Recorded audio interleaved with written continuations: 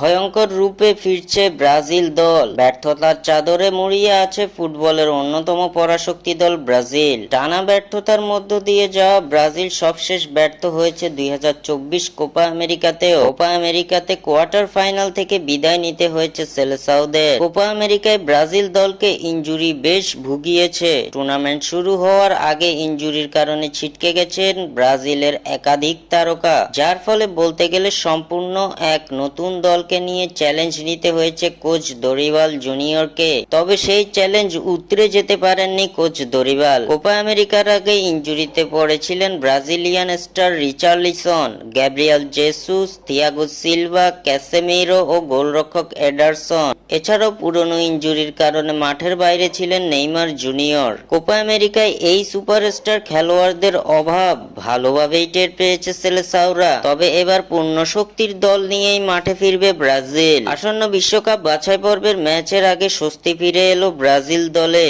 Injury কাটিয়ে Selecao দলে একসাথে ফিরতে চলেছেন superstar forward Neymar junior, Richarlison, Gabriel Jesus, defender Thiago Silva, defensive midfielder Casemiro ও গোলরক্ষক এডারসন। 2026 বিশ্বকাপ বাছাই পর্বে চলতি বছরের সেপ্টেম্বরে মাঠে নামতে চলেছে ব্রাজিল। বিশ্বকাপ বাছাই পর্বের এই ম্যাচ দিয়ে ব্রাজিল দলে ফিরবেন এই তারকা খেলোয়াড়েরা, যার ফলে আবারও সেলেসাওদের ভয়ঙ্কর রূপ দেখতে চলেছে ফুটবল বিশ্ব।